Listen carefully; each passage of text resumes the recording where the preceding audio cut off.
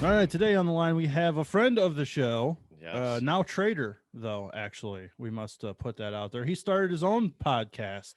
We got tired of looking at you Well, there or was listen to nothing to you. look at till Well, recently. both. Yeah, everyone out there watching in TV land. Again, we're on a Zoom call, so if we're looking at the computer, cameras there. Obviously, it's kind of weird. But our friend Kyle Armstrong is on the line today.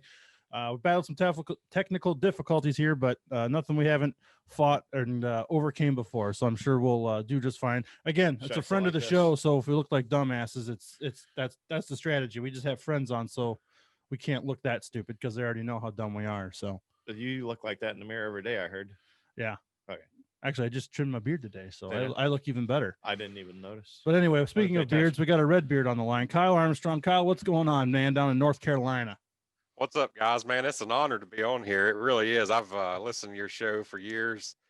I listen every week, and I begged you a couple of years ago to get me on here one week, and that just never did happen. I had to put my own podcast out, and then now you asked me to come on. Way to So, go, man, it's Elliott. Well, and that's I guess I'm glad that the circumstances fell how they did because now we have you on to talk about your podcast. We can always try to help. I always say try to help grow, another entity, but he's probably got more downloads than we do already. So I don't know. I don't Probably. know what good we're doing him, but hey, we'll talk to him anyway. I don't know about that, but yeah, that whole deal just came about just out of the blue, man. It was something I never seeked out to, for me to have a podcast. I mean, it just I had to. So there's a guy. I guess I can go ahead and tell you the story of it. So there's a guy that I used to listen to on the radio a whole lot back in my younger years. His name was Mr. Bill, and he was on 99.7 WRFX. Well, they used to race school buses and stuff on Tuesday nights at the Legends Car Race Summer Shootout at Charlotte Motor Speedway. We went out there and watched them do that. He was sort of like a hero or whatever. Well, one day I just sent him a friend request on Facebook a few years ago, and I guess he just sees all my stuff going to races and everything. Well, turns out him and Ralph Shaheen were in talks about putting a podcast deal together for Speed Sport, and I guess my name got tossed around, and they asked me if I wanted to do it, and I said sure, I'll give it a try. And so it kind of went on and on, then it kind of got forgot about a little while, and then it picked back up, and they said, "You want to do it?" I said, "Yeah, sure, we can do it." So I got Kyle Strickler on that first one, and we haven't let up since. So it's been a lot of fun for sure to do it, and especially to be a part of a platform such as Speed Sport and NASCAR to be Yeah. behind it. So we'll see where it goes from here. But as of now, I'm just having fun doing it. Oh, I bet. I mean, what's the next step? We're going to see you on TV one of these days. It's going to be Kyle Armstrong, reporting from pit road or something. Yeah, yeah. I don't know. It never in my wildest dreams was I set out to do something like that. So it's been a fun project so far, and hopefully we've got some good things in the works coming up with it. So we'll see where it takes us. Yeah, so I guess you kind of told us the root of it. The podcast for everyone out there, we haven't said it yet. It's called the Forward Bite Podcast. Yes. Can be found pretty much wherever podcasts are found. I know they're still working on some distribution channels, but I don't know. Just almost 10 episodes, I believe. I've listened to a few. He's had Brandon Overton on, Trent Ivy, who's a young up and coming late model driver, Brownie Brown, who's a legendary car owner from back in the day. Like you said, Kyle Strickler, Nick Hoffman. So he's had some pretty good guests on so far. I guess Kyle, what's kind of the future and the gist of the podcast, I guess. Well, I listen to a lot of podcasts. I listen to your podcast and several others on dirt racing. I listen to a lot of the stuff Michael Rigsby does, but he only maybe does one every other month or something, and I'm always seeking content, so for something to listen to.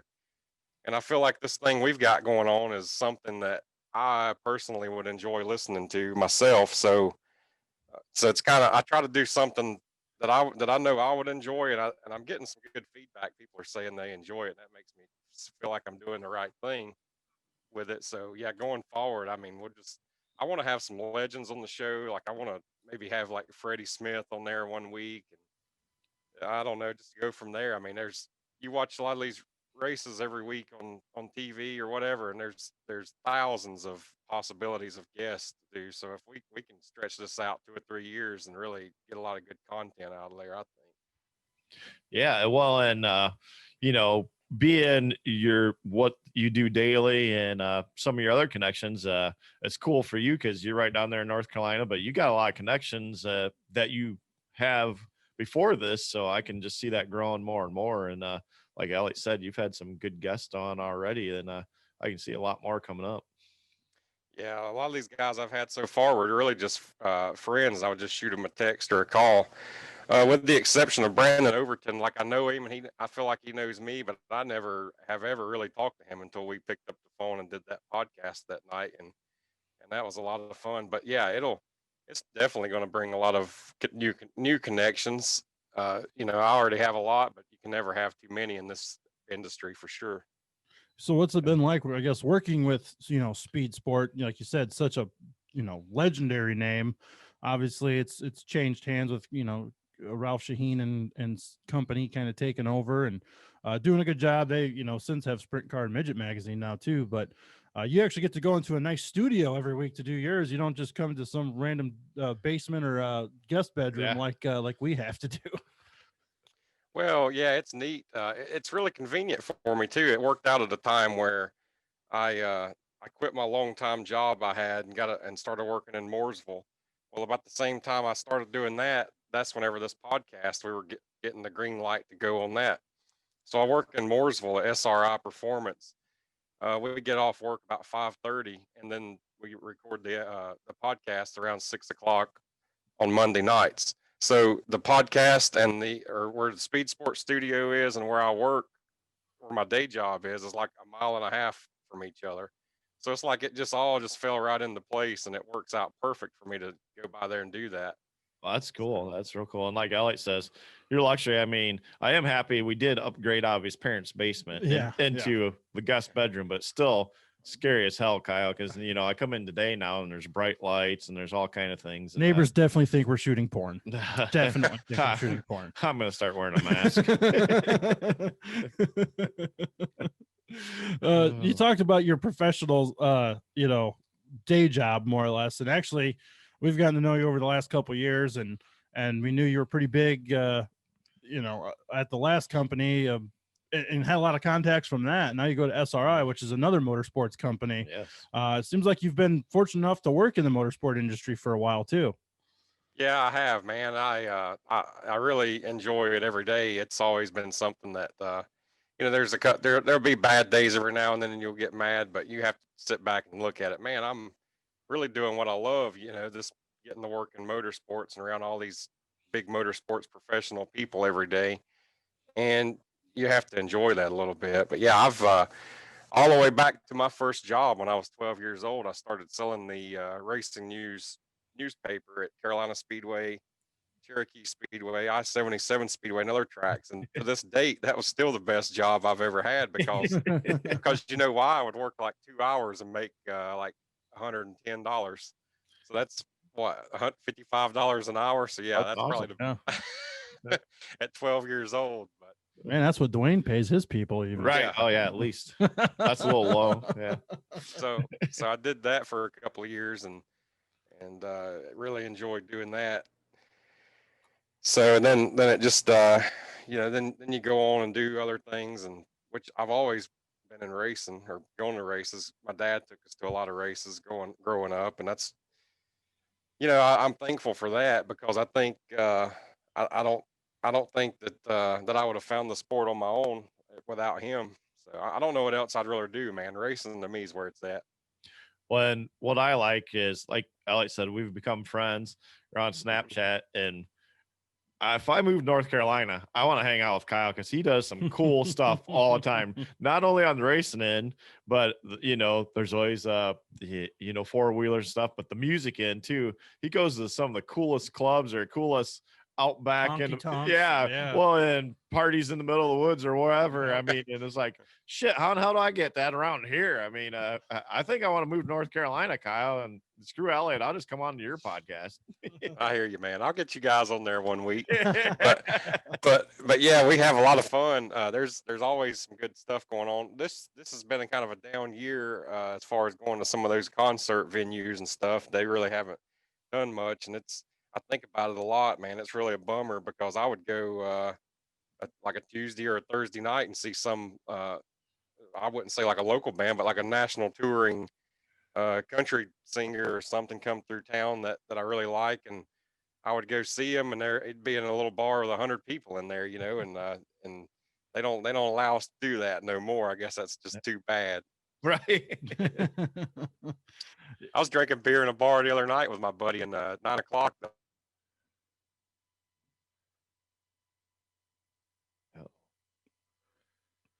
Lost your sound there, Kyle. Can you hear us? Still got me? Yeah, I'm Oh, here. there we go. You're back now. Lagged for a second. Internet connection is unstable. Wonder why. Live out in the boonies of North Carolina or something. No, I got good internet. How about that? Yeah. I can hear you. Where were we at? Where did it go out at? You said you were drinking about 9 o'clock at night the other night. Yeah, at 9 o'clock, and then that was the last call, and I said, "Does the COVID come out at 9:01 or what?" Here it's 10. Yeah, we were out past curfew Friday night actually. Yeah, we was. We were up with our buddy Devins, and yeah, we were in Michigan for one thing, which is even tighter restrictions, and then Ohio has a 10 o'clock curfew on top of that. But we got home about 11:30, I think. Somewhere around there. Yeah.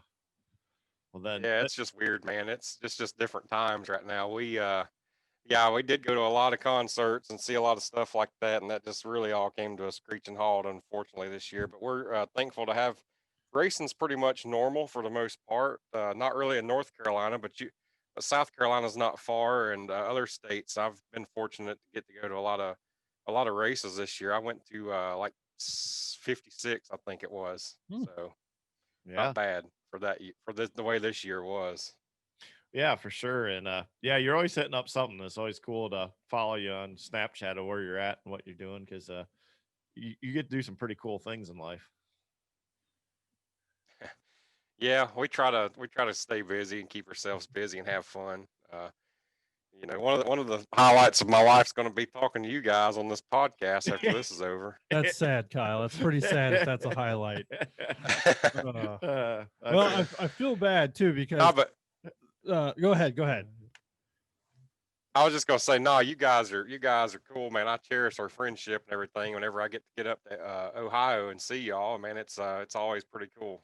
Yeah, I was gonna say I feel bad. You wanted to come on for so long. Like I said, I'm glad we did wait till you have your own thing going. Now we can help promote it. But to me, this is just me and Duane talking like every week, and like sometimes someone will call. Like we don't take it too serious or we definitely don't take ourselves serious or think we're anything of substance to anybody. So that's kind of why like I'm not always good at getting gassed and shit, because it's just us dicking around pretty much. So. Oh yeah, well that's the fun of it. You gotta just mess around and see what happens. Well, yeah, and Elliott's bad at that. He'll be like, "Oh, but the coolest is first time we met you, or I met you. I think that's first time Elliott met you too. Was down to Eldora. Remember? And I hear you talk. We're walking around the corner. Yeah, it was when the World 100 was in the fall. When the World 100 was going on. Well, guys, there's the dirt nerds right there. Yeah, because you just introduced me to Fergie. Yep. And we walked. Yeah, and Kyle's buddies with Fergie, so he was close by. Yeah, we hear this guy. There's the dirt nerds right there. I was like, hey, there's Kyle. Yeah, there's Kyle Armstrong. Oh yeah, we see you liking and commenting on stuff all the time. So we've been friends ever since. Yep. That was cool. And then me and Duane got pelted in the head with dirt clods a couple of years after that at Mansfield. Yes, last year that was. That's right. Yeah. Well, then Kyle. Yes. And one thing I wanted to ask you about, because it's kind of out of your territory, is not last year obviously, but the year before, y'all came up to the Dream a day early enough to head over to Gas City and watch some USAC midget racing, which I know is not something you guys get to watch very regularly, and that was a lot of fun too. Did you guys enjoy that kind of racing?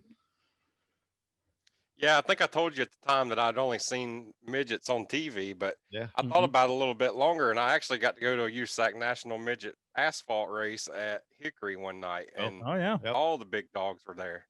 And that was like in well, let's see, 2010 or 11.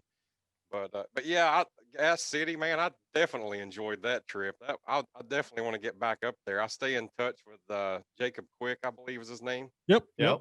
and I definitely want to try to get back up there to a race. I don't know if it'll be this year or not, but man, I really enjoyed the trip to that place. That's one of I'll put that in the top 10 somewhere high, maybe top 5 of tracks all time I've been to.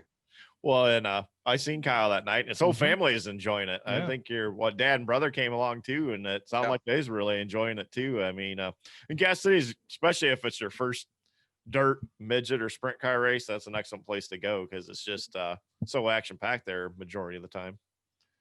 Yeah, we don't get to see a lot of midget racing around here. A couple of years ago, or well, shortly after that I was in Charlotte, Victory Lane Karting. They was doing a go kart race, and Cole Custer, NASCAR driver, he's a friend of mine. Well, he was running teammates with Chase Briscoe that night, Okay. Mhm. and Cole introduced me to Chase, and I'd never really met Chase before, but he was telling him, "Yeah, Kyle, he's goes to a lot of dirt races, a lot of late model stuff."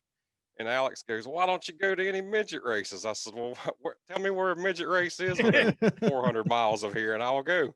And then I got to tell him I went to Gas City, and he was like, "Oh, that's cool." I said, "Well, where were you at that night?" So, so yeah, well, we don't have that kind of racing around here very often. Millbridge had that race a few Yeah. weeks ago, and I had it circled on the calendar. And then whenever it came right down to it, they said no fans, and found out later I probably could have win anyway. But I just, if I couldn't go, then be there with my friends. I really didn't even want to go and participate in it. Yeah, I was thinking about going to that too. And a mutual friend of ours, Kelly, I was talking to her about going Yeah. and that, and then all of a sudden, yeah, the no fan deal. It's like, well, I guess that kind of screws that deal. But yeah, because usually at this time, I'm meeting Kelly and them out at the Chili Bowl, and all of us are staying home this year, which kind of Yeah. sucks on that end. Yeah. I mean, I'm speaking of the Chili Bowl, man. I'm looking forward to that. I've got my Lonnie Wheatley draft pool filled out, and I'm all ready to go in that. Good. That I spent about 3 hours on that deal yesterday. I'm looking forward to watching the Chili Bowl this week. I'm glad it's on Flow, and it's going to be good, I think. Yeah, well, I've played that Lonnie Wheatley deal every year, and thinking that I know, especially since I've been to the Chili Bowl a lot, and hope you didn't pick any of my guys because usually whoever I pick ends up upside down their qualifying night. So just Yeah, one of me and my buddies were filling it out, and we said, "How many of these guys do you think we're going to have that are going to be wind up on the flip count?" So, but yeah, I'm looking forward to watching that this week. And then of course Talladega Short Track, the Ice Bowls today. The Super Late Model feature should be going off sometime this afternoon. So, I mean, there's no shortage of motorsports and racing in this country at this time right now, and it's like the first week of January. It's really unreal. Yeah, Wild West Shootout. That too, Talking yeah. before we started recording, yeah, Wild West Shootout's going on, which is as big as I think it's probably ever been. 170 total cars between 3 classes. I mean, the Ice Bowl have 170 cars, but they got 26 different classes, so it's a different story. Yeah, and yesterday they had 5.5 hours of qualifying there at Talladega Short Track. That's another issue we really need to figure out in this dirt racing. I mean, if this is really an entertainment industry and we're going to keep trying to attract fans to these races, like a first time person's not going to be impressed with going there and watching, one or two cars go around on a transponder for 5 hours. I mean, they're never going to come back. And I mean, I don't think we need to be doing that. I mean, maybe qualify your premier division like super late model is great, but man, the rest of them guys could draw out of a hat and start a heat race, and I think it'd be just fine. yeah, and that's kind of a southern thing because up here we do a lot of draw for heat starts and stuff, and Yeah, our group qualifying. I was gonna say, you hear me, especially me. I know Duane agrees, but maybe not as vocal. Making fun or talking shit about watching qualifying for 2.5 hours on Yeah. a Saturday afternoon race or something, and it's primarily down south. And I guess you listen to the show. Am I off on that? Am I right or am I wrong? My mind can be changed. I just feel like every time I'm trying to watch a race down south, it's like I'm watching 75 compacts go qualify. Yeah, that's pretty much the way it is, especially in Tennessee. They swear by qualifying out there. And whenever it comes right down to it, maybe I shouldn't say this, but I'm a little selective on if I'm going to go to that race or not, just depending on Yeah. how many classes and qualifying. And I mean, we You know, pill like- draw here. Yeah. I mean, like Attica every week, for instance. AFCS maybe runs a 3-car, 2-car qualifying Yep, hot usually lap / hot lap, system, but then the other 2 classes completely pill draw. So, and then Oakshade, the main premier division is the late models. They pill draw every single week. So, it's nothing we're not used to up here already. Yeah, it has its downsides. Trust me. I mean, there's a lot of cars get wadded up from shitty cars starting up front, but at the same time, our shows like at Oakshade, our show's done by quarter till 10 every week. The late models are done by quarter till 10 every week. Yeah. Yeah, because I grew up. I guess we can kind of backtrack a little bit here too, and I'll tell you the example. I kind of grew up watching every week. Well, Carolina Speedway here in Gastonia is our home track. It's like 6 minutes here from the house. It was just a total rundown dump. All through the '90s. About 2001 or 2002, David Iff got it. He was a legendary NASCAR crew chief, Darrell Waltrip's and Benny Parsons crew chief and everything. He got the track. And I can remember my dad taking us down there one day after he picked us up from school, me and my brother. And we drove down there and drove into the pits, and that place, they were putting up Jersey barrier walls and putting up new fence and new lighting and new speakers and just really renovating the place. Well, my dad kind of started working for him a little bit down there, building decks on the concession stands and whatever, and all that stuff's still down there and intact 20 years later now. But I helped him do a lot of that, and we would drive the packing cars on Friday nights, and that's kind of where I learned how to drive. 11, 12 years old doing that. Then I started selling those papers. But the reason I brought this up is because they only ran 4 divisions each week. It was like late models, which were like limited steelhead late models, street stocks, maybe super stocks. So that was 2 different kind of Monte Carlos, and then like a 4-cylinder division. 4 classes. They would all draw like a bingo ball for their starting spot, their heat race. And they would do hot laps, and they would roll them down there and do the heat races, based on that draw, and then have the features, and you were out of there every Friday night by 10 o'clock. And he swore up and down by that. He said, these people don't want to sit here all night. They got other things to do. Their attention span is short. Like I said, this was 18 years ago. He had it figured out. And I don't know if we had it going then. I don't know why everybody just wants to go to qualifying now. It makes no sense. Well, yeah, and you're right. I mean, especially today, like I said, that was 18 years ago. Now, today, especially the younger generation, there's so many forms of entertainment and stuff that that's kind of what all the tracks that I deal with around here. You think you got about a 3.5 hour window, to try to get everything done to keep people's attention. And that's the way of the world anymore. And that's kind of why a lot of our tracks are group qualifying or drawing for a position to start. And, like Elliott said, sometimes some of the guys complain if one of the inexperienced guys are up front, but a lot of times if the inexperienced guy wants to get respect, he'll start at the tail too if he knows that he draw over his head. I think it makes you a driver too if you got to come through the field in a heat race. Add 2 more laps than you would a normal heat race, and just start them where they draw. Wait, Let's go. You like passing and racing, not like Elliott? You just like to see it parade. That's why he's a late model fan. Yeah. Oh yeah. Out. Florence, Kentucky, man, passing points. Those heat races up there at Florence, Kentucky are some of the best racing you'll see. Yep. If you make them pass, they will. Just like an inversion, Elliott. If you make them pass, they'll pass. I don't have a problem with. I just remember the World 100 a couple of years ago. Like Chris Madden finished 5th or 6th, and he was tearing the track up and down on the post race interview. It was the year he was in the Bloomquist, the 0M, and he said, "Hey, whoever runs runs this deal's a bunch of rookies," because he was pissed because they had an invert. They had an invert, the prelim nights. But it's like we always say, it seems like the good guys always end up front, but they just hate working for it. Look at the Knoxville Nationals. That's the biggest invert in sprint car racing. If you take the solid 15 to 17 guys, probably the last 8 years or 7 years, they've all those same 17, 18 guys are in A main every year. So they'll pass. Yeah, I didn't mean to get off on a little tangent there, but yeah, I mean, I think that we definitely need to get like this, just collectively as an industry, motorsports in general needs to just do a better job of running a timely program. And, people don't want to be there all day, I don't think. Yeah. And I don't know, you have a good view and perspective of the scene down your way more. And it's something that's not just specific to your region by any means, but we hear about it on like a Dirt on Dirt every week, or not every week, whenever there's a what would you change or what would you do differently type of question. It's always be done. We'd always reduce classes to like 3 classes, always be done before 10, first feature done before 10. Is it something that like is a fall on deaf ears down there with promoters and sanctions and stuff like that? I really don't know the answer to that question. I don't talk to a lot of those people, and I don't really know if the racers just swear by qualifying or what it is. I mean, I see a little bit of stuff on social media every now and then, and they've tried to do hot lap qualifying where they just everybody's got a transponder and they time them in hot laps, and I've seen some people complain about that.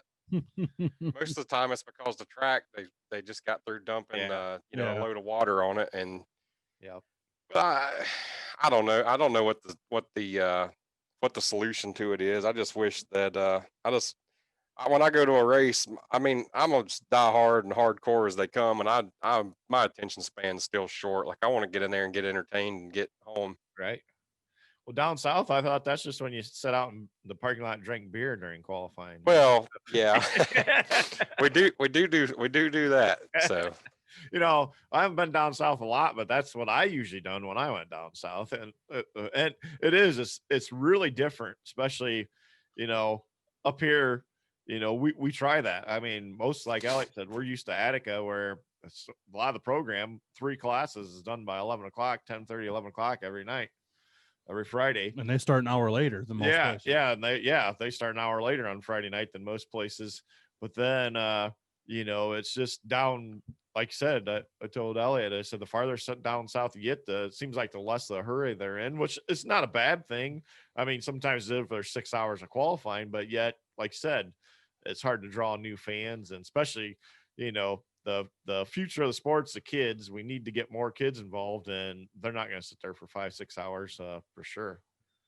No, I mean, I've never looked at TikTok, but that's what all the kids are on. Yeah. And I think 15 seconds is about the maximum of video. So that's how short these people's attention spans are. And, this sport's not going to be around 10, 20, 30 years from now if we don't, try to do better, I think. Well, I mean, you look at something like drag racing, NHRA. That's something where first time I went, I'm thinking, oh, great, single car runs, or 2 cars at a time, whoop-de-doo. But when you go to those shows, you're watching the cars cross the finish line while you hear a burnout starting, at the start line, because they're just hurrying up, and they know their window, they know what they're trying to do. So I love drag racing. I love going to I like going to a lot of these Southeast gasser races down here, and actually I saw the schedule for those. I'll just throw this in there. I know this is not really related to what we're on, but they're coming to Xenia, Ohio, Kill this year. So maybe you guys ought to try to go check that out if you're available that weekend. Yeah, I've been there to the circle track. They got a circle track right next door. Actually, I parked in the drag strip parking lot right next to the drag strip. Pavement track, right? Yeah, pavement track. Yeah, but that kind of vintage drag racing to me is as good as it gets right now, man. Changing gears, and that's a lot of fun. That's probably the purest form of racing right now going on in America. Oh yeah, I mean, Norwalk Summit Motorsports Parks, 2 hours away. That's our home drag strip for the most part. In our area, everyone talks about it. Everyone's been there. Night Under Fire is huge. 40,000 people sold out every year. Yep. Then they have the NHRA guys there once a year, and the Night Under Fire is actually, they do AA. They call them AA gassers, which are, I'm assuming, something like you like the 50s hot rods and stuff like that. And those are part of the reason I like going. I do like to watch those and keep tab on them. And they got the backup girls and everything. You know what the backup girls are? Exactly. With the go-go boots. Yeah, with the big tall boots and the bandanas, and yeah. No, it's we talk about anything here, so definitely don't got to feel bad about bringing that kind of stuff up. But I mean, that's one of those things you learn from. Like the first time I went to Summit, and then or Norwalk, and then went back. I think we went to the NHRA race, and then we went to Night Under Fire that same year, or maybe the next year. We went to both, but like just watching that kind of track and how they operate, it's like that's something. I don't care what kind of race fan you are, you can learn something. Oh, yeah. If you promote, if you're a series or whatever, like the way they do their stuff, they have a pound of ice cream for $1, and it's like high end ice cream. Yeah, they're losing their ass on it, but you know what? The line's a mile long every night, and the place is known for $1 ice cream. So, I mean, little shit like that's kind of what we got to do to learn. Well, and Elliott's big thing about that is he wants to be one of those backup girls. He's been talking about that the whole time. That's your visual. No. Just think of that right now. Close your eyes and think of that. You don't want me to puke on your floor, do you? But yeah, I mean, that's other forms of racing are doing a good job. And NHRA in general, like they got a good TV deal now, and they're getting more live events because they can do their shit in 4 hours. Just unlike NASCAR, who maybe can do it in 4 hours, but it's kind of a snooze fest. Just like if you go to Supercross, same way. Yep. I mean, they push it. It's like Larry Bowe's running the race everywhere. Yeah. I mean, Larry Supercross is awesome around. too. Yeah. They're coming up the Indy here in a few. I usually go every year. Last year I was there last night in St. Louis on the way to Chili Bowl, but I think we might be going to Indy here in a few weeks. Yeah, that's a shame you don't get to go to the Chili Bowl this year. Is that just your decision, or did you just you just can't make it?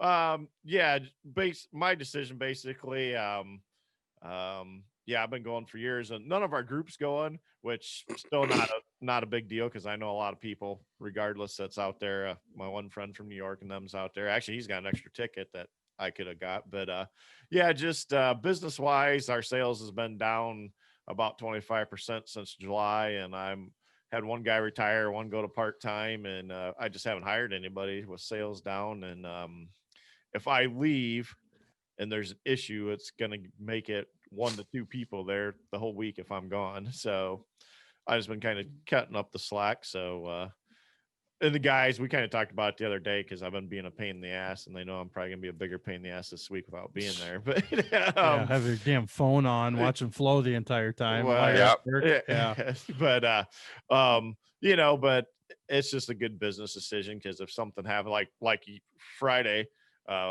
we do a route Fort Wayne, Indiana, which is like 60 miles round trip or there and back, so 100 and some mile round trip, and that guy couldn't make it Friday, so I'm the fill-in. So stuff like that is just right now I've got a short staff because of sales, and just got to make the right business decision for once in life. It sucks being a responsible business adult.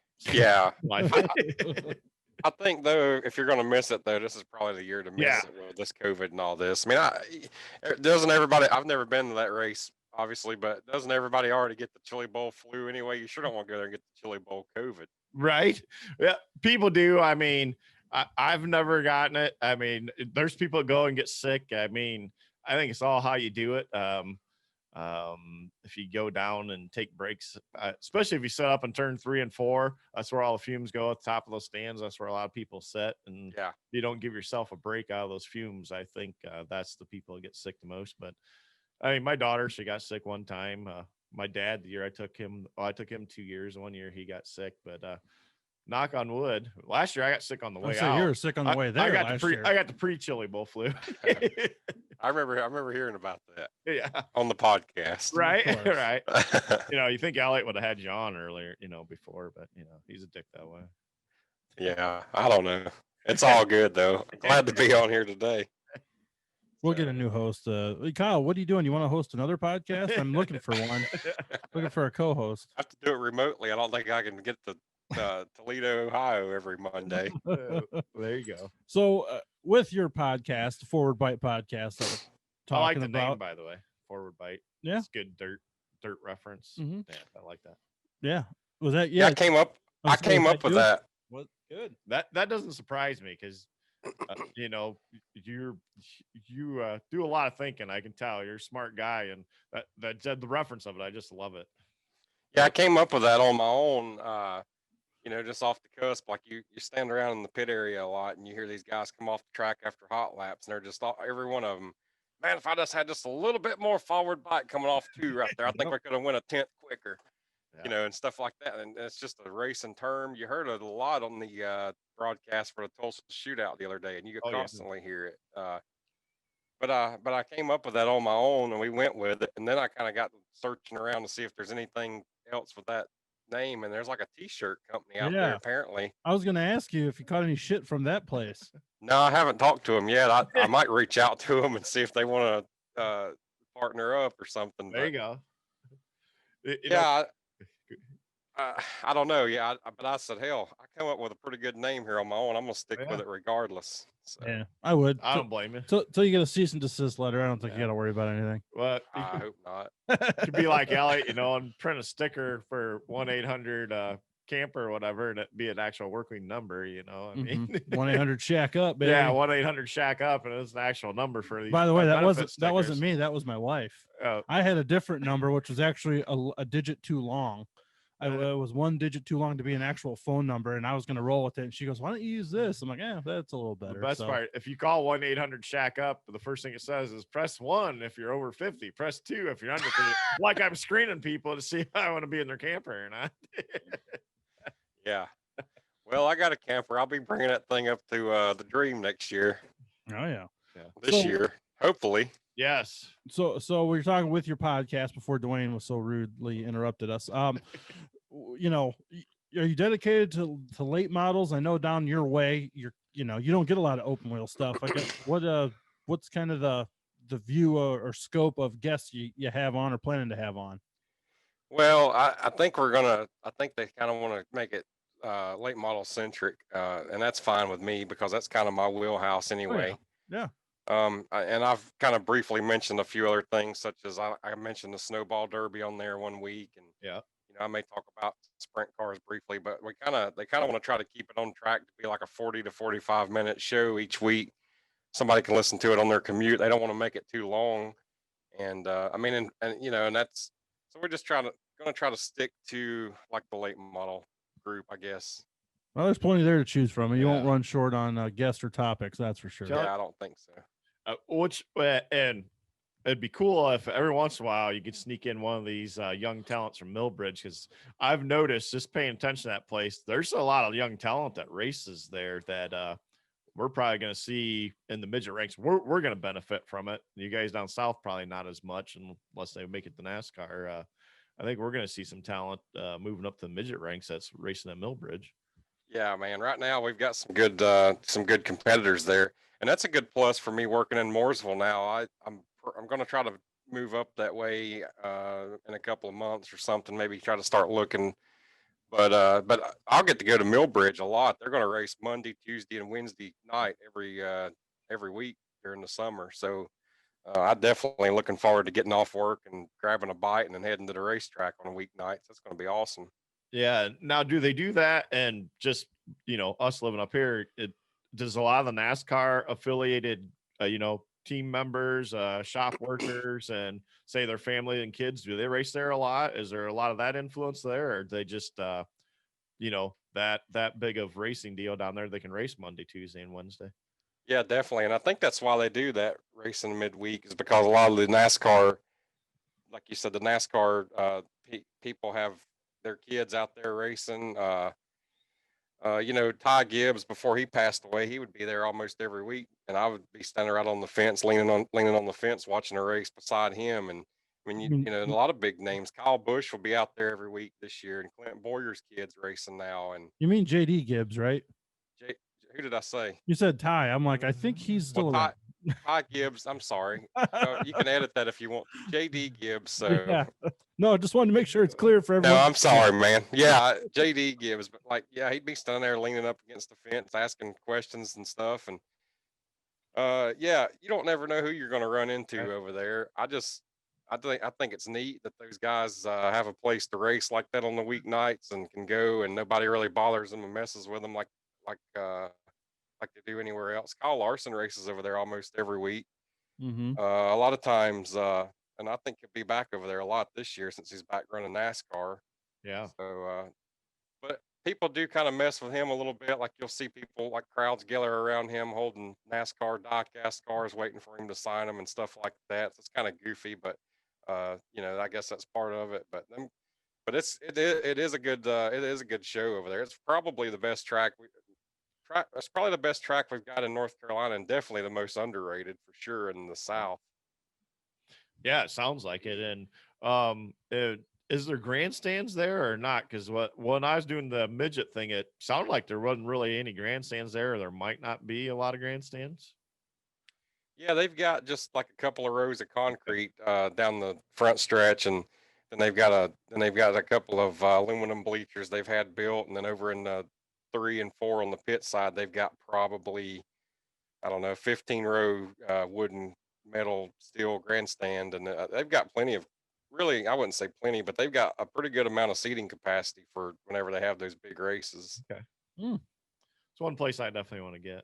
Yeah, what you need to do is plan, if you're wanting to come to Millbridge, like I would plan on coming to the World Finals next November or something like that, and then getting there a day early and going over to Millbridge on Wednesday night and seeing that, and then go to the Charlotte races on the weekend. Have you been up to Bowman Gray before? Me? Yeah, of course. That seems like a wild freaking time. Oh yeah, we didn't get they didn't open it this past year, unfortunately, due to COVID, and they've got the season opener this year in like April 21st. I've got it circled on my calendar because I think it's going to be wild when they open the gates. Those guys haven't had a chance to crash into each other in a year and a half now.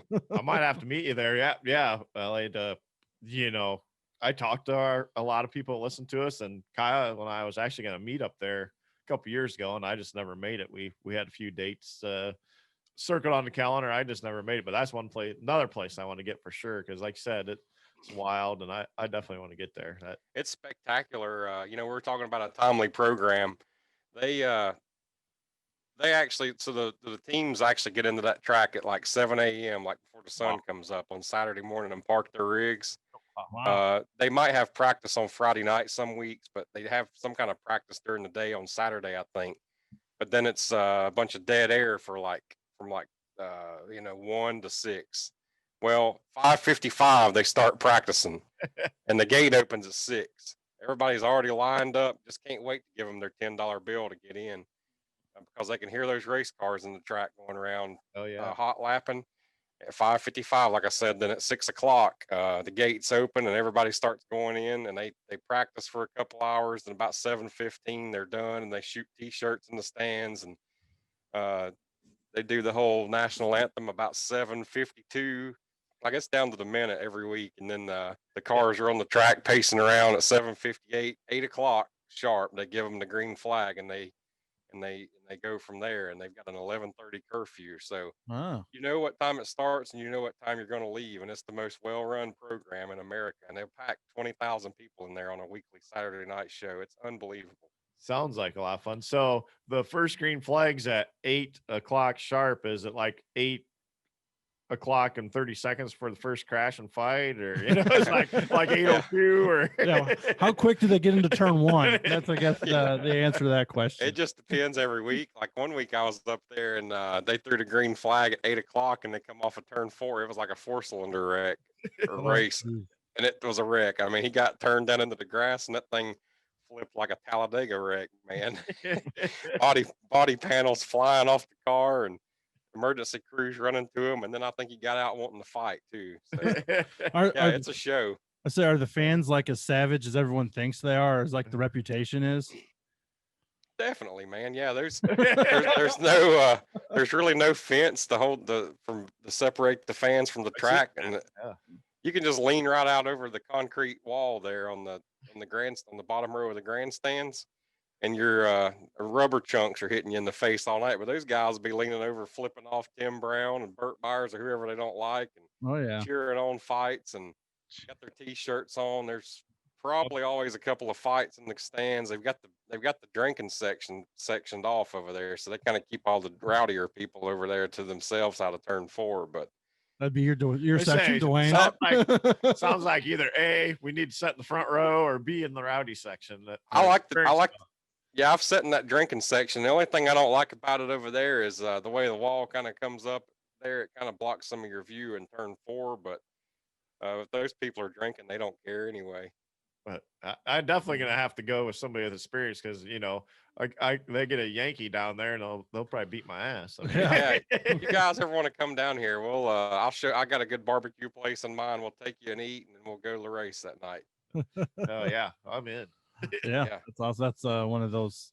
I guess how we're talking pavement, but it's all there's forward bite on pavement, right? That's right. Yep. So and there's dirt in the There's- infield in most places. That's so right. it pertains. But how do they get 20,000? I mean, we've had $10 general admission tracks here before, but how in the hell do they get 20,000 people like to show up? I mean, I get it's a football stadium, so it holds a lot of people, but I mean, just the history, or is it just just that well done?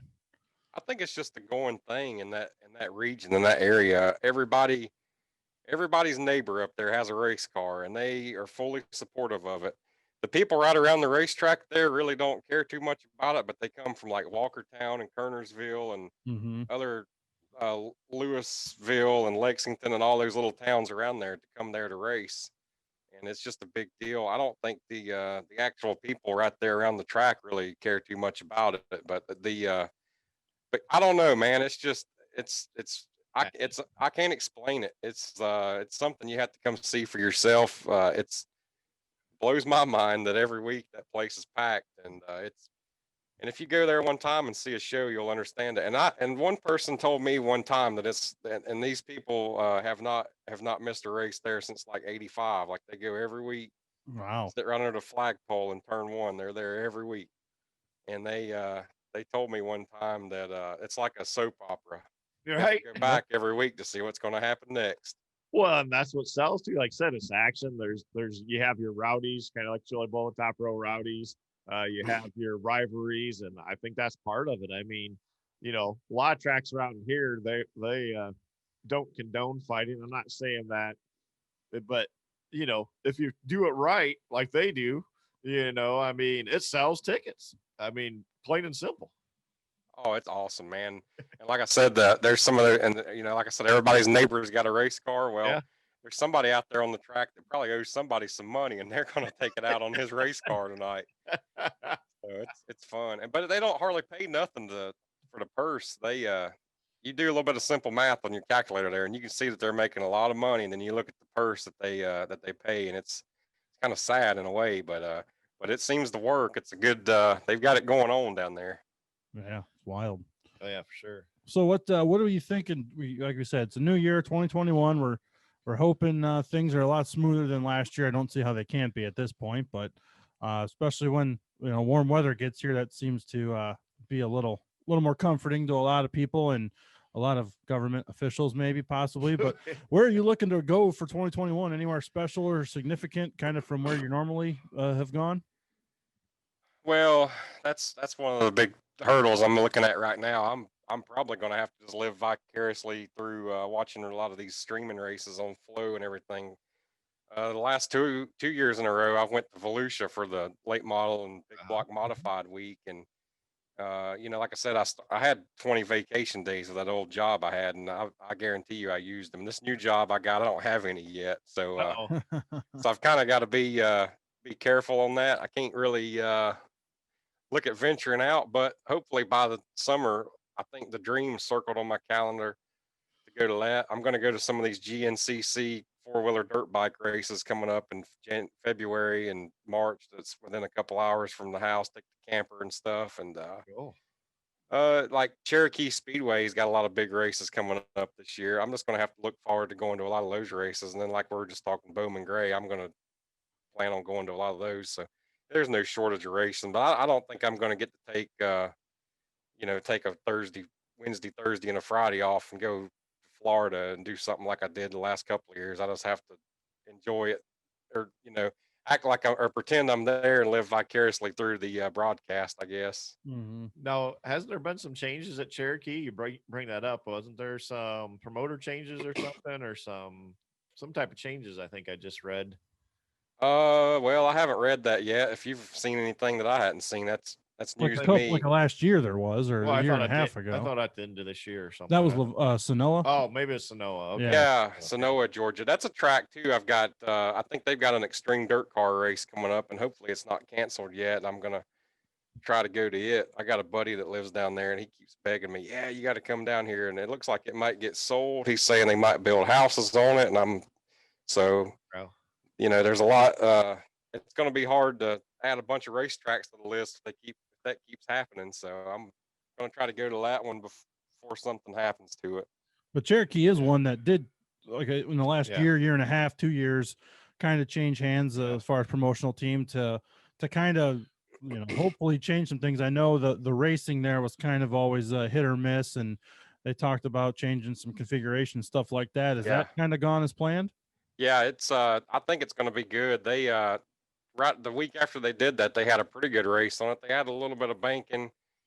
It's going to be good. I think there's a lot of rocks in it or something right now. Still, they still need to kind of sift out. But I guess you'll have that because there was a lot of cut tires in the Blue Gray 100 there. But yeah, Cherokee Speedway. It's 45 minutes from the house, so it's like a home track too. So I look forward to going there to all the big super late model races they got, and they've actually got a 20,000 to win World of Outlaw late model race coming up here early in the year. And then of course you got Bristol too. I don't know why I forgot to bring that up, but I definitely plan to go to Bristol.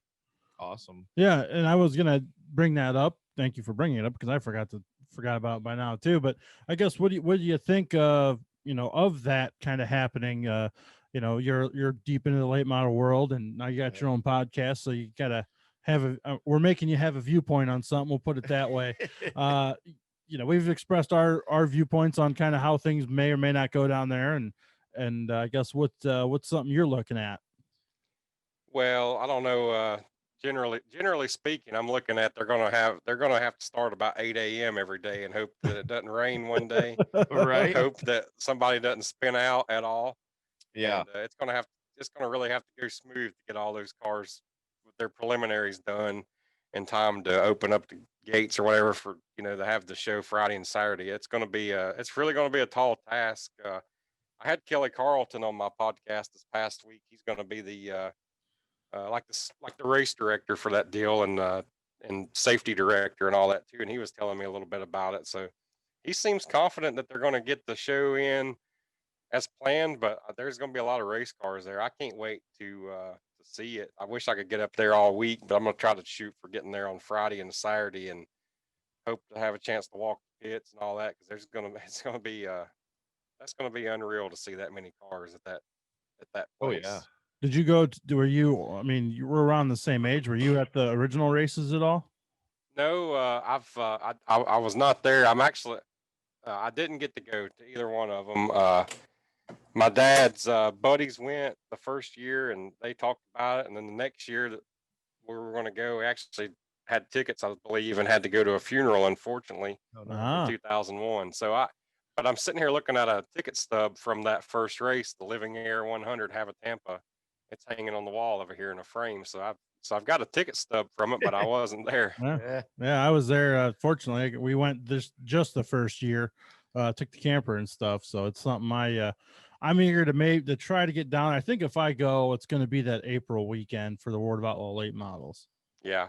Well, and it was such a big deal at that time when they had it, and I regret missing it. And it's such a mythical deal and all that like I don't want to miss it this time. That I definitely have the opportunity to go. So yeah, I'm gonna go by all means. Be there for maybe all three of those weekends. I don't really care about the cup stuff, but the late model weekends and the sprint cars too, and big blocks will be there also. Yeah. So I'm looking forward to it. Yeah, I think it'll be very interesting. I went to the sprint car part when they had it. So Sammy Swindell. That's right. Running good, winning that. And yeah, I know there's a lot of people in our area talking about going. I mean, I've had probably more people talk to me about that so far this year than anything. Hey, we going to Bristol, or we're getting tickets going to Bristol. So I think it's going to be a pretty packed house, the way it sounds, of people. Yeah, I've had several people call me, even some of our Eldora friends up your way call me. And, you get your tickets yet? You get your tickets? They're just worried about it. I'm like, nah, I ain't gonna get my tickets till the last minute. Yeah. Yeah. You know. Well, that's why I had one of my friends going, well, they're going to sell out. I'm like, man, I don't think it's going to sell out. They got 160,000 seats there, and I'm pretty sure that whenever I get there, they're not going to turn down my $40 to get in Right. that day. Yeah. I mean, I hope not. You're right. Well, So- the only thing, and I remember, like I said, when I went in 2000, they said there's 50,000 people there watching the race. Now, Yeah. like you said, I think at the time there was 180,000 seats because that's when NASCAR was at its biggest boom.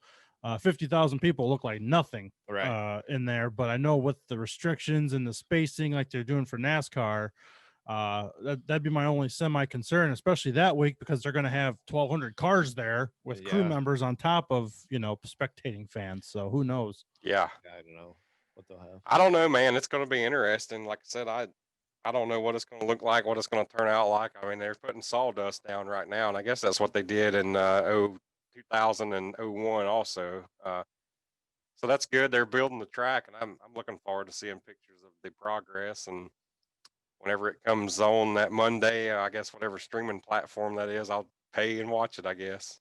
Well, it sounds like the banking is going to be, the little bank different. Bristol's 36. They banked it with the dirt last time at 24, and they're saying this time it should be banked at 18 degrees. So, some of those high speed concerns people have, they're kind of saying we probably shouldn't have those, but it's still a big ass half-mile track. So, whoa, that was Yeah. loud.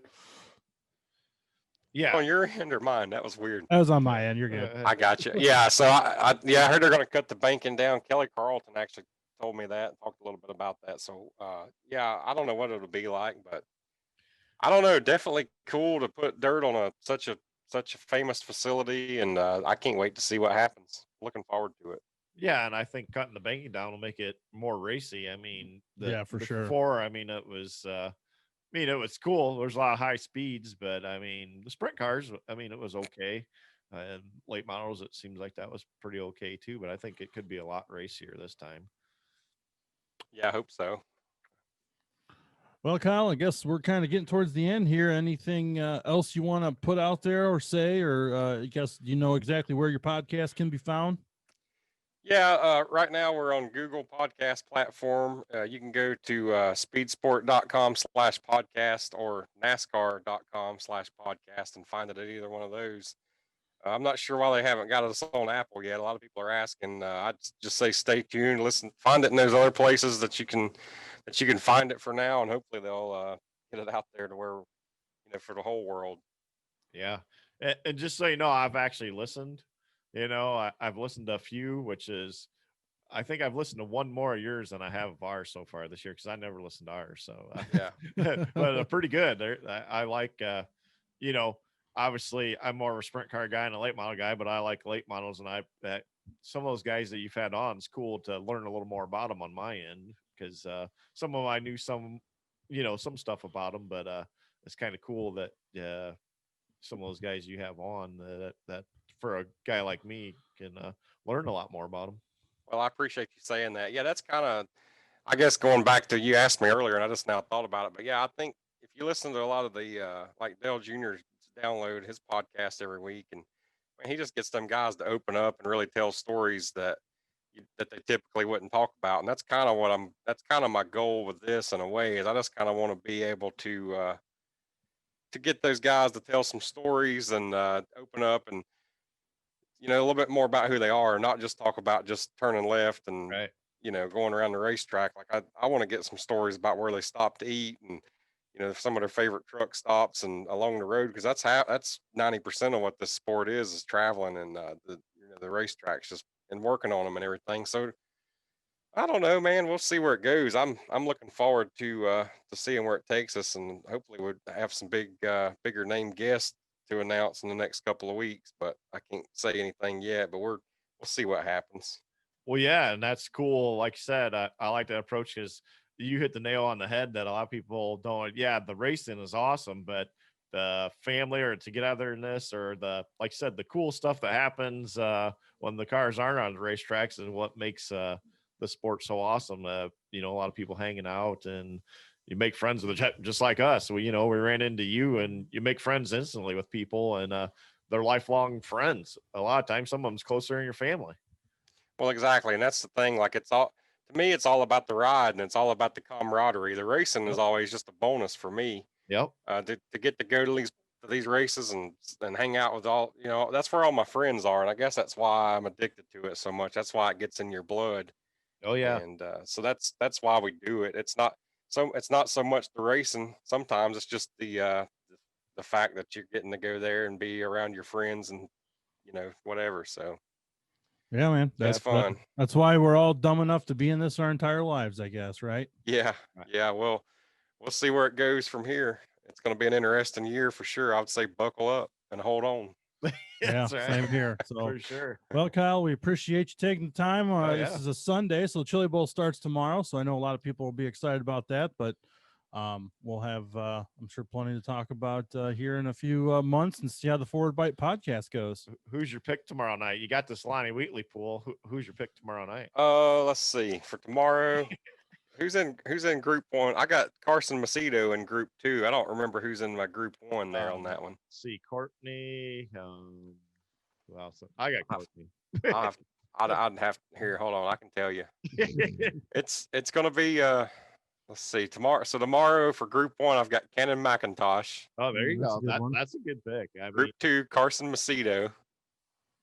Group 3, Chase Briscoe. Group 4, Chase Magic. Yep. Group 5, David Prickett. Group 6, Logan Sherb. And Group 7, I got Claude Estes. There you go. I mean, we'll see what happens. I mean, that's what makes or break your team. The Group 5, 6, and 7. I'm telling you, because some of those guys, some of them, their car don't run worth a crap, or that they're stuck in the double X main or whatever on Saturday. But yeah, it's interesting. Well, see, I have Briscoe, I have Magic, I have some of those guys. So I think Briscoe could be the upset winner tomorrow night. I mean, I think it's Sunshine's year to win it all. I know he's been close, shootout. He passed probably more cars than anybody. So I think it's going to be his year. I probably should have took Sunshine looking at it again here, but I've got Cannon McIntosh. I feel good about him. He got a prelim win. So yeah, he won. Yeah, he's really good. But I think Briscoe's could be an upset winner tomorrow night. We could do a whole episode just talking about this race pool, really. Yeah, I know. Sure. We could. It's a fun pool to do. It really God damn is. it, Kyle. End this, and Duane. I know. All right. Well, guys, man, I enjoyed doing this. I really did. This was a blast. It was something I'd looked forward to doing for a long time. I'm glad you asked. We'll try to get you guys lined up and do one of my shows at some point here. Yeah, man, no worries. We'll see where it takes you, and maybe check on some progress here in a few months and see where everything's headed. Yeah. Yep. Then we'll get together because Elliott don't do these pools and that, and a lot of our listeners do, and we talk about it. So see, Elliott, this is connecting with our fans and having fun stuff, not your uptight, stuck baking rainbow cupcake shit. Hey, while we're on here, I want to give a shout out to one of your sponsors, the Whistle Stop Bar and Grill there in Ansonia. Man, that place has got some good omelets. Every time we go to Eldora, we eat there once or twice on that weekend. Go out there and eat breakfast, and man, they do a good job. And those are some great people, and I'm glad you're associated with them because they're good. They're really good people. Good place to eat there. Yeah, we enjoy the time we've been there now. We enjoy it. And I know my dad was just over this morning talking about when we're going to go back before race season sometime. So, oh yeah, for sure. I'm definitely hitting it before race season again. And it's cool to, like you kind of brought up, Kyle, your friends from Eldora. That's the thing with me. I was there with Bryce Dews, and literally I had 4 different people text me, well, why you here and didn't tell us, or why you here and didn't tell us? And so sounds like we're going to have a hell of a crowd next time. I'm going to have to plan it and put it on social media, and maybe we'll pack the place. There you go. And yeah, next time when we're at Eldora, it'll probably be in June, hopefully. And like I said, we'll all get together and have a beer or whatever. It'd be fun. Sounds good, sir. Yep. Thanks again for taking the time. Absolutely. Thanks, guys, for having me. I really enjoyed it. Yep. Thank you.